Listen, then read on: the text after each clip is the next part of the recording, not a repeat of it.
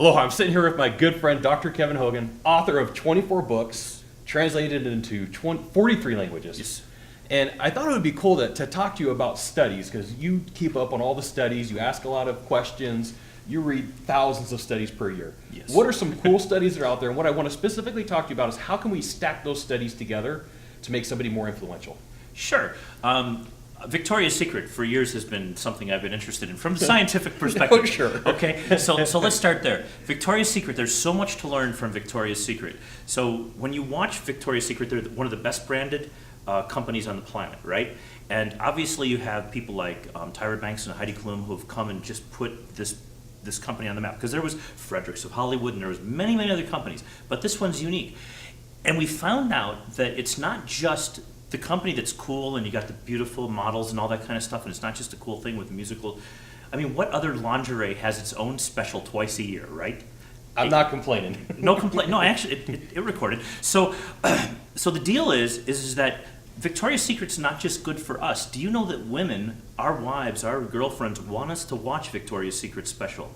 Did you know that? I didn't know that. It's true. When you ask women, oh yes, I want my husband to watch that. He better watch it. Why? Do you know why? You know what she wants for Christmas? You know what she wants for her birthday? Now, that's the first thing. The second thing that's really cool about Victoria's Secret is see if this imagery comes back to your mind. For me, it's all very fresh. So I see three angels coming off of the elevator, and they're coming off and they're walking through a room of men and women seated in an office. So the elevator, they come off the thing and they walk and they own the room at every single stage. They're just wearing lingerie in their wings and they walk through and they basically push back the world away from them. That says, I own this world. This is mine. You don't have a chance at touching me. And they just go from ding to ding, like from here to here.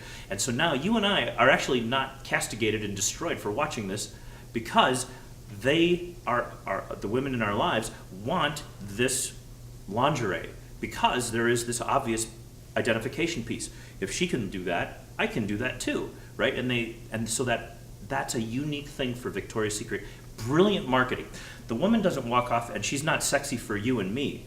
She's sexy for your girlfriend, for my girlfriend. That's who she's sexy for. It works for us, okay, but she's really sexy for the person. And that's why the power and the strength comes through the models the way they do. That's why they walk the way that they do. This is not how they necessarily walk in France when they're doing a fashion show. But this everything is specifically done for power. It's not even empowerment, it's power for women. So that's one piece of Victoria's Secret. Should we do more? Let's keep going. Okay, so because over the years, Victoria's Secret has become the identification. Women will wear Victoria's Secret underwear, and scientists will do anything they can. Now think about this for a second. Scientists are geeks, right?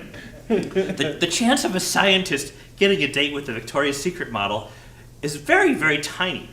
But scientists can get money from the university to study the dynamics of power relationships, the dynamics of identification, the dynamics of consumer behavior, the dynamics of all this kind of stuff. And so it's really easy to access money and grant money from the facility, the advisors, which are usually about 65 to 70% men. And the money's in their hands. So this is how all this stuff gets done, okay?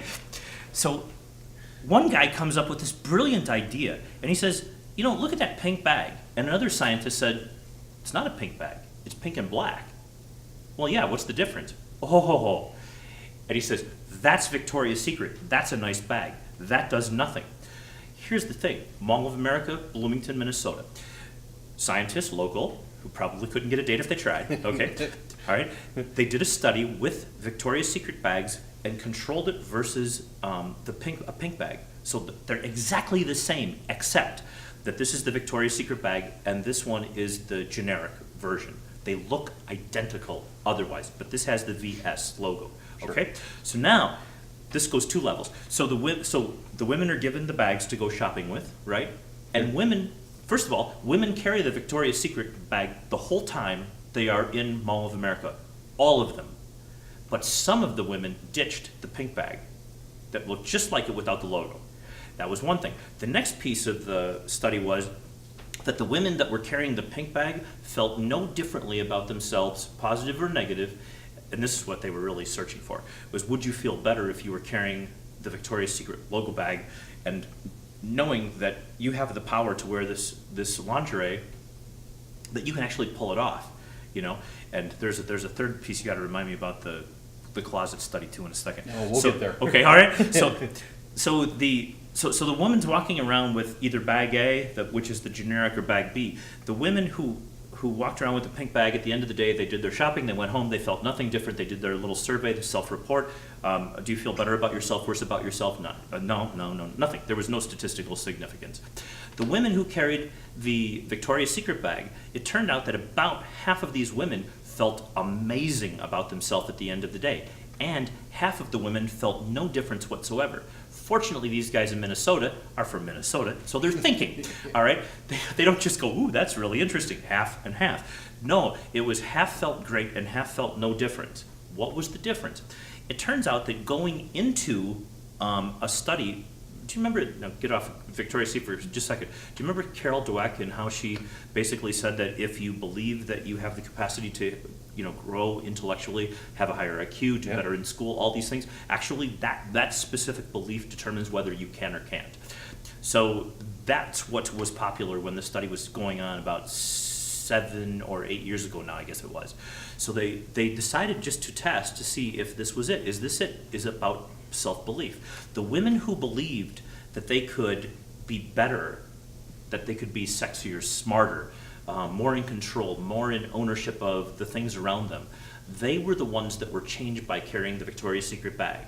That was the 50% that made Yes, the change. and it wasn't exactly, it was like 58%, but I don't remember the exact number. It's a good number. It was half or more. It was a lot.